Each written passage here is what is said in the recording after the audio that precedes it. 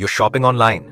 A new phone case, a pack of batteries, maybe even the Deepavali lights you forgot to buy earlier. Within seconds, the delivery app confirms your order. But pause for a moment. Where do you think most of those products are coming from? Chances are China. And here's the wild part. Just 40 years ago, China's economy was so small that few would have predicted it would one day become the world's manufacturing hub, second only to the United States. So how did this transformation happen? How did a largely closed agrarian society turn itself into a global economic powerhouse in a single generation? To find the answer, we need to travel back to 1978. Picture a country still tightly controlled, where the government decided what factories would make and who could sell what. The world was changing fast, but China was watching from behind a closed door. That was until one man, Deng Xiaoping, made a historic announcement: the open door policy. Foreign businesses could finally enter. Investments, ideas, and technology could flow in.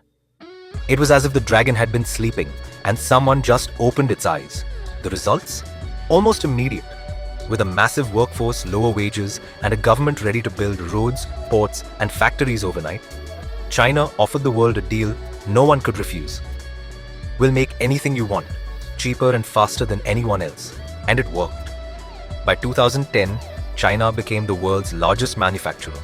By 2012, it was the second largest in high-tech production.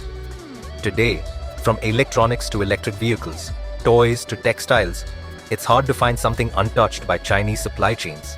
But factories don't run on sweat alone. They need money. Enter China's $59 trillion banking system. At the center is the People's Bank of China, the heartbeat of monetary policy, currency, and foreign reserves.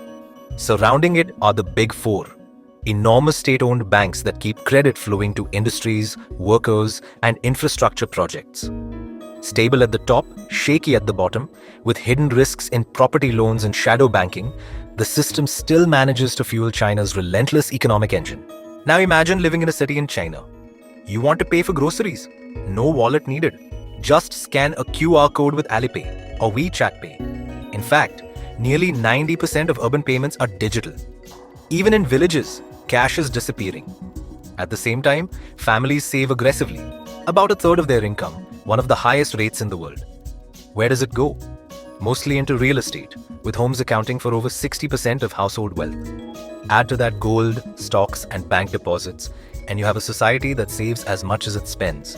But every dragon has weak points. For China, 3 stand out. Number 1, real estate troubles. Property values are falling and developers are under stress. Number 2, aging population. The one-child policy has left the country with fewer young workers and a median age of almost 40. Number 3, global rivalries. Trade wars with the US, tariffs, and tech bans that slow access to critical industries like semiconductors. These challenges threaten to cool down the fire that powered its rise. Still, China is far from finished. It's shifting gears toward the industries of tomorrow, leading in electric vehicles and battery tech, dominating solar and renewable energy, becoming the largest semiconductor market in the world, and even pushing boundaries in space exploration and AI. The dragon isn't just breathing fire, it's building rockets. Here's the bigger picture. China is the only real challenger to US dominance in the global economy. Whether or not it overtakes the US by 2035, one thing is certain. What happens in China will ripple into every corner of the world. From the gadgets in your pocket to the prices at your local store, the rise or stumble of this economic giant affects us all.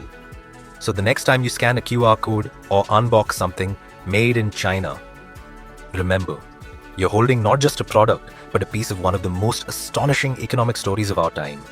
And that's the money map of China.